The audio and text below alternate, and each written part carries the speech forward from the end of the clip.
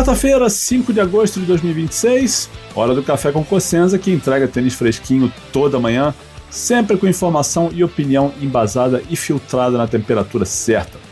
Hoje eu vou falar sobre o que esperar de João Fonseca contra Stefanos Tsitsipas, no Masters 1000 de Montreal. Vou comentar também o anúncio de que Carlos Alcaraz não vai jogar o Masters de Cincinnati e o que isso pode significar em relação ao US Open. Vamos dar uma passada rápida pelos resultados de Montreal e Toronto e no fim vou responder as perguntas dos apoiadores do Saque Voleio. Hoje temos 2 perguntas sobre tênis brasileiro. Vamos direto ao assunto. Fonseca e Alcaraz, o que esperar aqui? Primeiro, Stefanos Tsitsipas, 27 anos, hoje é número 53 do ranking, bem abaixo do que ele já conseguiu. Ele já foi número 3, já jogou 2 finais de Slam, foi vice em Roland Garros.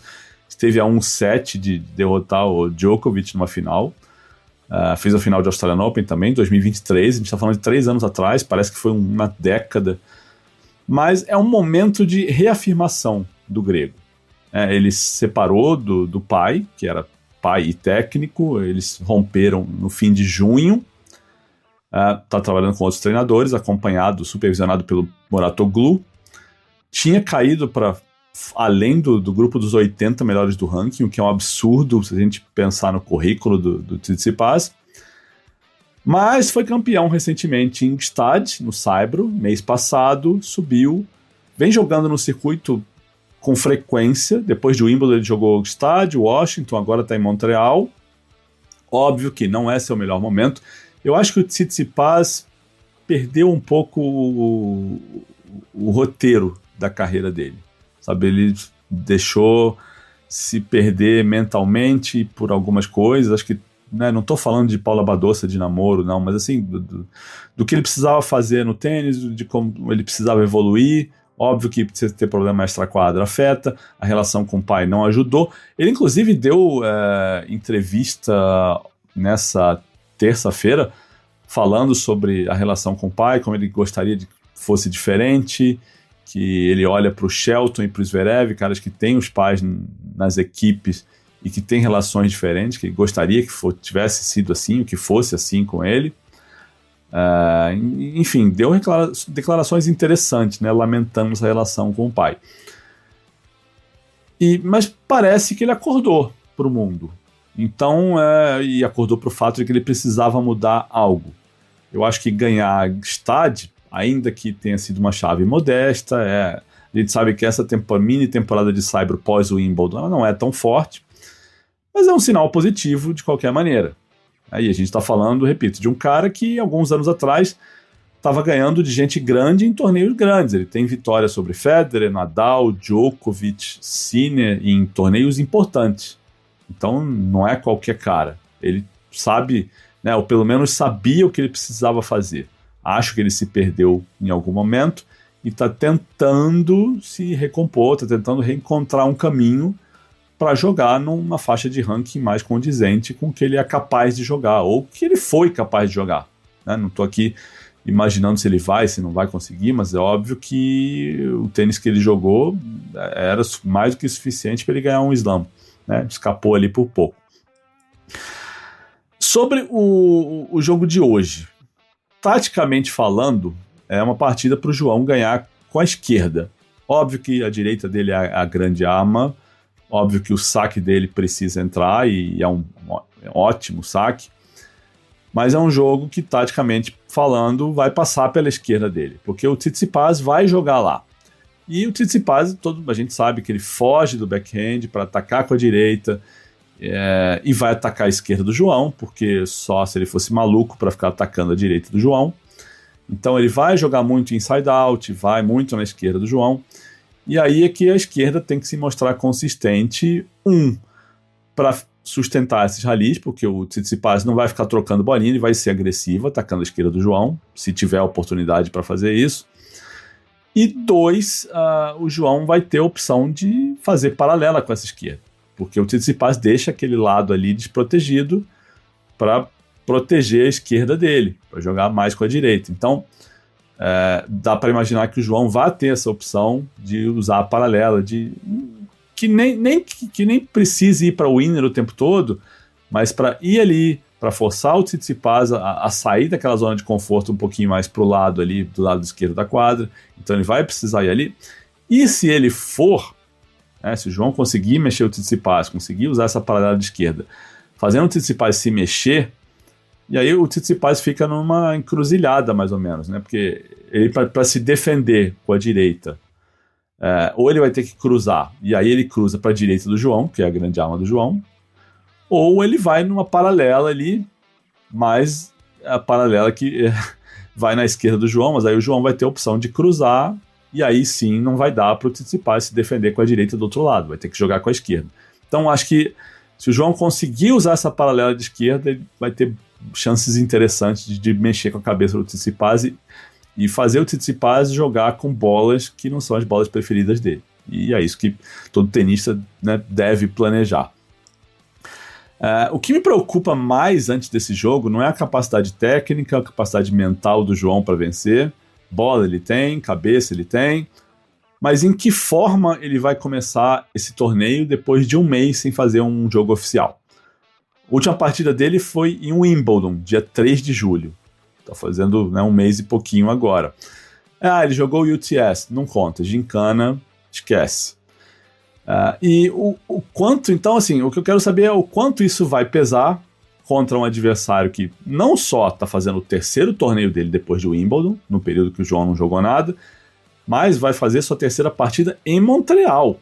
Ele jogou esse quali maluco de uma rodada, ganhou a primeira rodada nessa terça-feira do Martin Damm e jogou bem, né? Não foi espetacular, mas foi uma boa apresentação, deu uma rateada ali na hora de fechar o jogo, mas tá com mais ritmo, né? Então o interessante vai ser a gente ver o quanto essa diferença de tempo de quadra, não só em Montreal, mas também nas semanas anteriores, vai fazer diferença. Então isso me preocupa mais do que saber a capacidade do João de ganhar esse jogo, tá?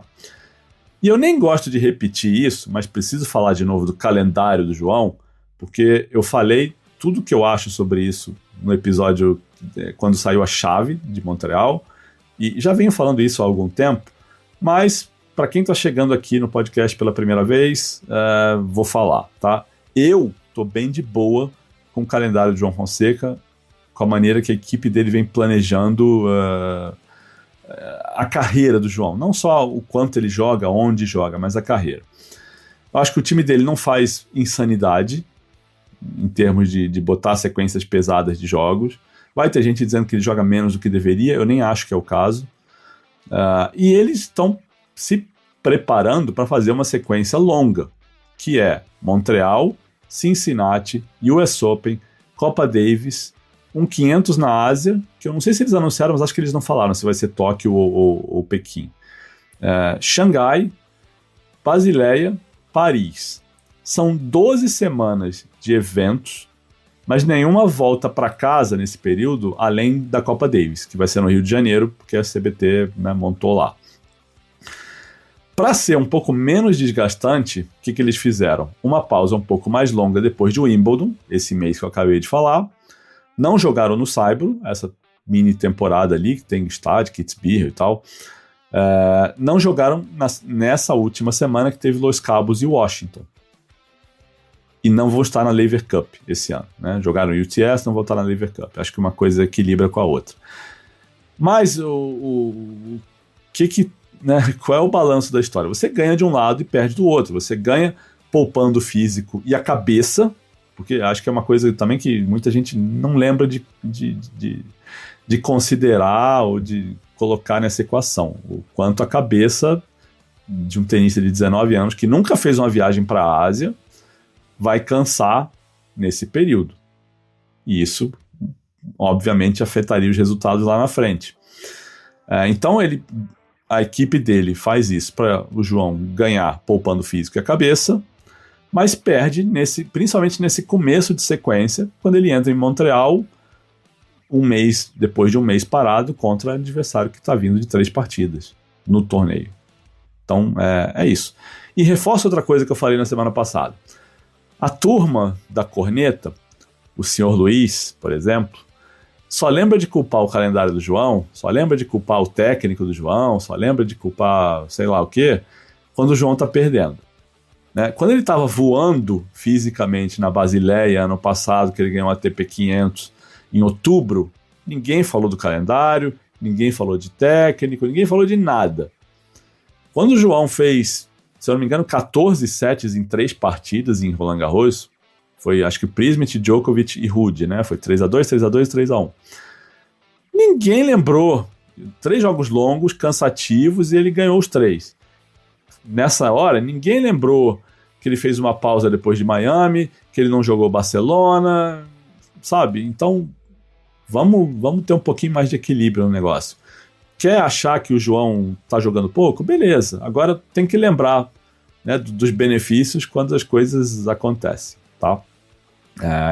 Então é isso. Ganha de um lado, perde do outro. E, repito, eu não vejo nenhum absurdo nessa parada de um mês depois de Wimbledon, porque o que vem pela frente é puxado.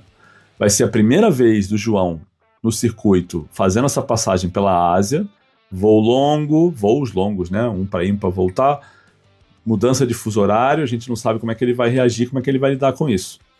Primeira vez. Então, de repente, ano que vem, o calendário já vai ser outro, né? Analisando como é que o João vai passar por isso. Mas eu acho ok fazer uma coisa mais conservadora esse ano, sem saber o que vem, como é que vai ser a coisa. E nem é tão conservador assim, né, gente? Vamos combinar. O jogo deixar de jogar uma semana, sabe? Não vejo grande drama nisso. E tô bem ok, acho bem justo esse planejamento do jeito que vem sendo feito pelo João e pelo time dele. Antes de ir adiante, tá curtindo o café, tá curtindo o episódio, meus comentários, minhas opiniões, as análises? Então dá um like, compartilha, deixa um comentário, seja no Spotify, seja no YouTube, ajuda o algoritmo a rodar e levar o Café com Cossenza para mais gente. Agradeço de coração, como faço todos os dias aqui. E quem quiser saber como apoiar o meu trabalho, entra lá no apoia.se/saque e voleio para ver os valores, as maneiras de apoiar e o que eu entrego, né, de recompensa para quem ajuda a manter esse meu trabalho. Se quiser mandar uma mensagem para mim, DM no Instagram, eu respondo, ou meu e-mail é ac@cossenza.org. E, enfim, eu respondo sempre que possível. Mas as informações estão todas lá no Apoia-se, tá? apoia.se/saque e voleio. Vamos falar sobre Alcaraz agora. Grande notícia da terça-feira foi o anúncio de que Carlos Alcaraz não vai jogar o Masters 1000 de Cincinnati. Ele já estava fora de Montreal, mas estava na lista de Cincinnati e agora o torneio confirmou que ele não vai jogar. Para mim, parecia improvável ele estar lá, considerando que ele voltou a bater na bola tem uma semana. Mas ele estava na lista, nunca se sabe. Agora não tem mais dúvida, ele não vai. A dúvida fica sobre a participação dele no US Open, né? Pelo histórico do time Alcaraz, eu tenho motivo para acreditar que eles têm pelo menos um fio de esperança de que dá para jogar lá. E por que eu falo isso? Não sei se vocês vão lembrar, mas ele anunciou com um mês de antecedência que ele não ia para Roland Garros. E logo que acabou Roland Garros, ele já avisou, olha, não vou jogar nenhum torneio na grama, tô fora de Wimbledon. Ele fez isso com um mês de antecedência. Então ele já avisou que não ia. Não lembro se ele estava inscrito em Halle ou Queens, mas já anunciou, não vou jogar esse torneio, não vou jogar o Wimbledon e pronto. Então vou voltar lá na frente. E agora ele estava com o nome em Cincinnati, ou seja, havia esperança de jogar, e faltam 10 dias para começar o torneio. Então, dessa vez ele optou por anunciar só Cincinnati. Não é o mesmo padrão de Roland Garros e Wimbledon. E se não é o mesmo padrão, eu me dou o direito de acreditar que o time dele tem uma esperança de estar no US Open. Parece provável? Não me parece provável voltar de uma lesão no punho, que a gente sabe que é uma lesão delicada, num torneio em que talvez ele precise jogar 5 sets em mais de uma partida. O nível de exigência é alto. Será que ele volta antes do US Open ou será que ele não joga o US Open? Porque o plano que aí pode acontecer é ele conseguir um wildcard para jogar o ATP 250 de Winston-Salem, que é na semana imediatamente anterior ao US Open, testar lá e ver se dá ou se não dá. Parece provável? Não me parece provável. Mas acho que se ele não anunciou ainda que está fora do US Open, talvez esse seja o último plano dele antes, né, de tomar uma decisão ou de fazer um anúncio de que não vai estar em Nova York. Mas eu acho pouco provável que ele vá direto para o US Open, sabe? Que ele entre, olha, não jogou nada, nenhum torneio oficial, mas vai voltar num slam de uma lesão no punho. Não sei, gente. Não sei mesmo. Né? E aí, assim, se ele estiver fora do US Open, a gente vai voltar a colocar aquele favoritismo enorme em cima do Jannik Sinner.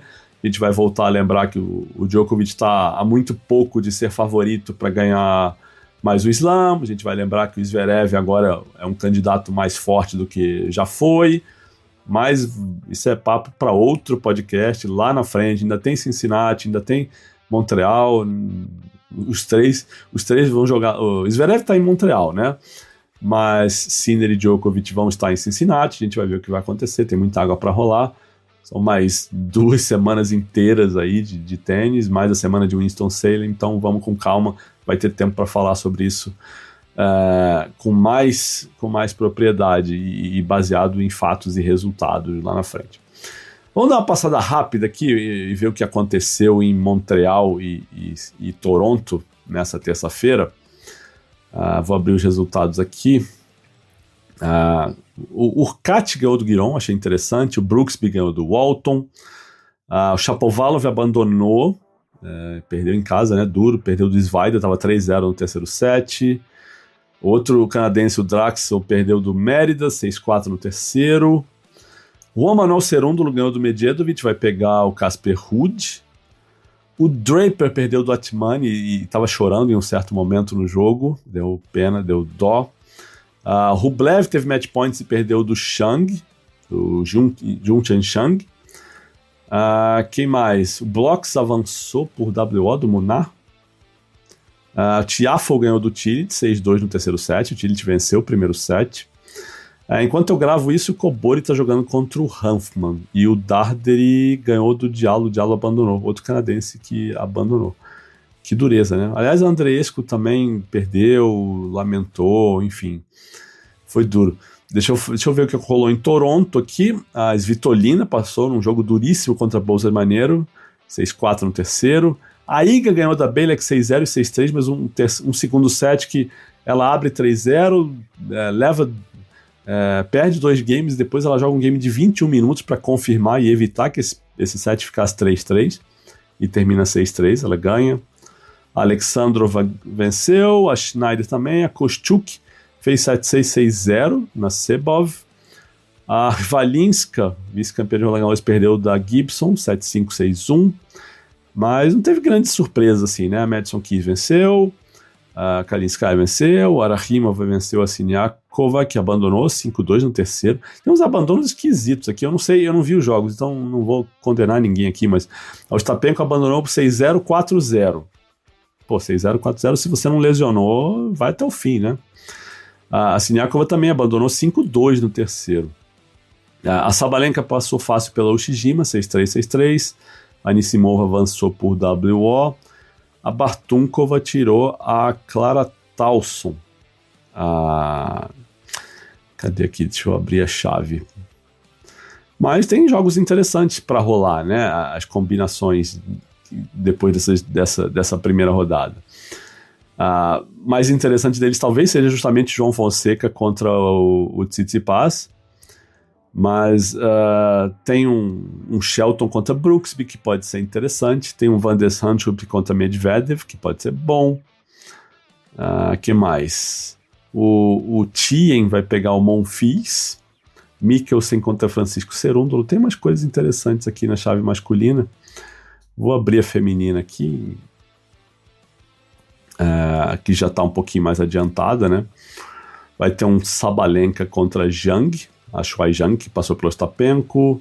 Tem o Svitolina contra a Potapova, legal. A Bartunkova, que passou pela Tauson e foi ela que tirou a Andreescu, né, na primeira rodada, vai pegar a Anisimova. Kalinskaya contra a Schneider, legal. Kostyuk contra a Keys, legal. Tem coisas interessantes na chave feminina aí, né? Mas para terminar, vamos com 2 perguntas de apoiadores. As 2 são sobre tênis brasileiro, são perguntas interessantes. Talvez as respostas fiquem até um pouquinho longas, mas vamos lá. Primeira pergunta é do Fernando Calmon, e ele escreve assim: pegando um corte dos tenistas brasileiros que foram top 100 dos últimos 15 anos, que foi que acompanhei mais, Wilde, Belucci e João sempre tiveram uma característica mais agressiva. Apenas o Monteiro com esse jogo tático, mais leitura do jogo. Na sua visão, isso é uma deficiência da formação dos nossos tenistas ou mera coincidência pelo talento dos 3? Eu não tenho uma opinião formada, uma teoria para isso, Fernando. Talvez, e eu já ouvi coisas diferentes de pessoas diferentes, mas talvez os formadores brasileiros tenham demorado a acordar para fazer tenistas mais adaptados ao tênis de hoje, um tênis mais agressivo mesmo, tá? Outra teoria que eu já ouvi de técnico, inclusive. Talvez a gente tenha tido treinadores preocupados em formar tenistas bons no juvenil, mais trocadores de bola, mais consistentes, porque isso ganha jogo no juvenil, mas tenistas que de repente não desenvolveram armas boas o bastante para a transição pro profissional. Existe essa teoria. E eu te falei, tá no meio, não sou eu que estou inventando isso, tá? Já ouvi de técnico.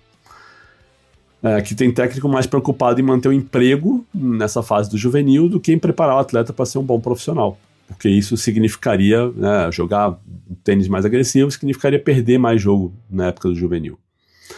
Tem também a teoria de que a gente forma tenista no saibro e isso contribui para formar jogadores mais acomodados com troca de bola no fundo de quadra, tenista que joga lá recuado, mais perto da grade, ataca menos, bota mais spin. Enfim, eu não tenho uma resposta para isso, nem para te dizer, ser bem sincero, eu nem tenho uma teoria favorita. Talvez seja um combão disso tudo, sabe? Mas o fato é que hoje a gente tem o João Fonseca, a gente tem o Guto, a gente tem o Mananá, que joga mais agressiva.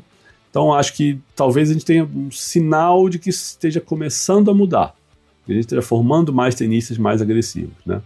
Não é tanto o caso da Vitória, mas a Naná sim. E o preço a gente está vendo. A Naná no juvenil tem ótimos resultados, está bem no ranking, mas chega em slam, às vezes ela perde um jogo cedo, porque erra muito.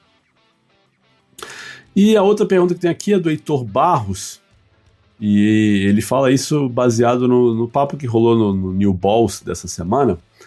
Eu tava lá, inclusive, para a gravação, mas fui lá só para comer pizza, tá? Não fui trabalhar dessa vez. Beijo, Nardini, beijo, Fino, beijo, Ceará, beijo, Giba, adoro o pessoal lá.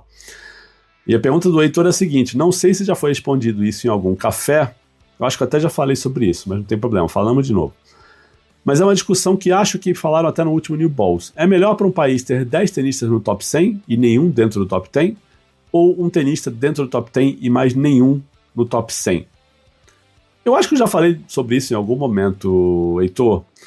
Eu vi essa gravação do New Balls, eu tava lá.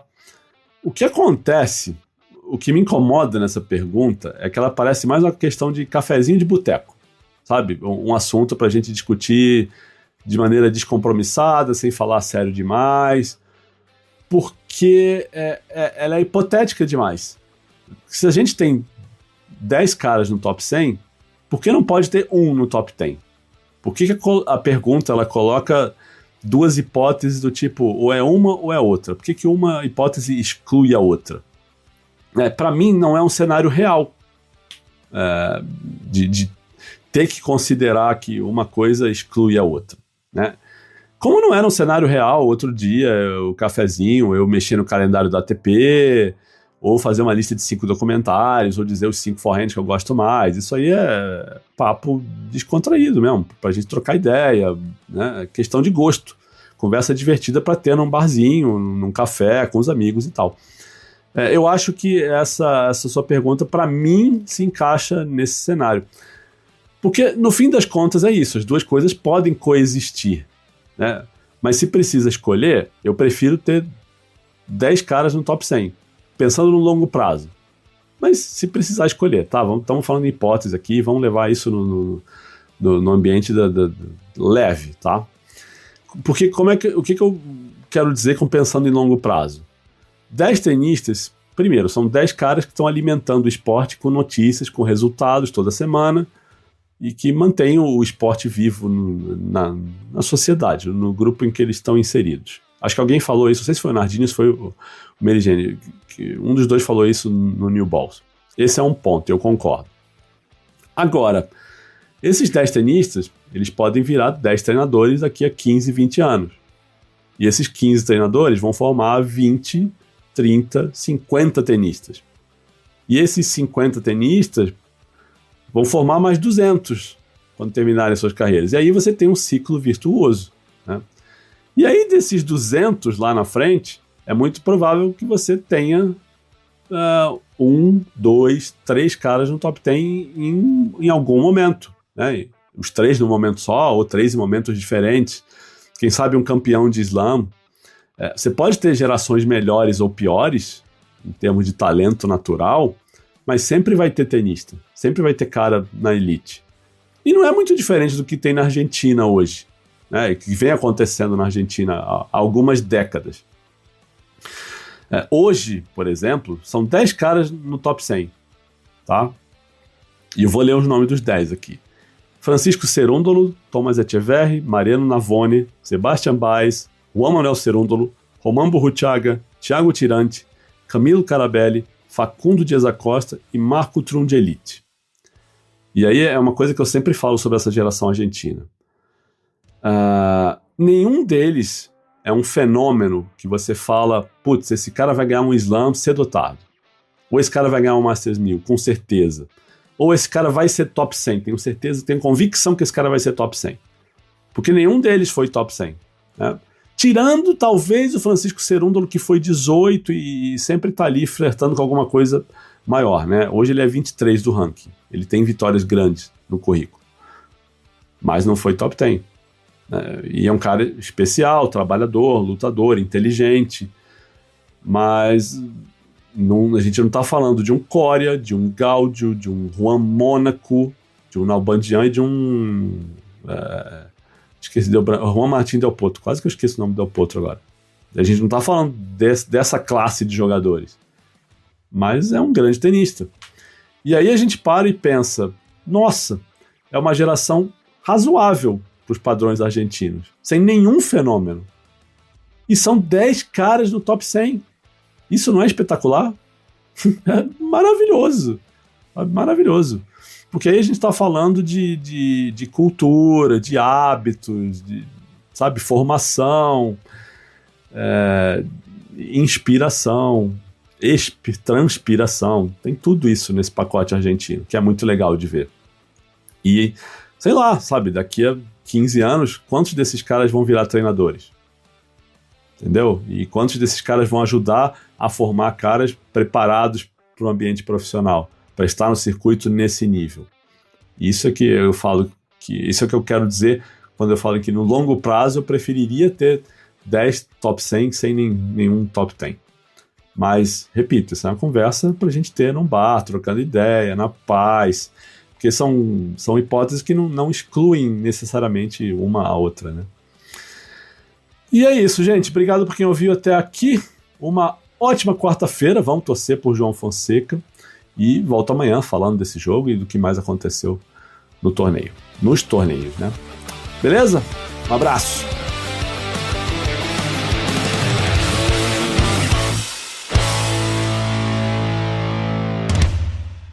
Inscreva-se no canal e dê um like.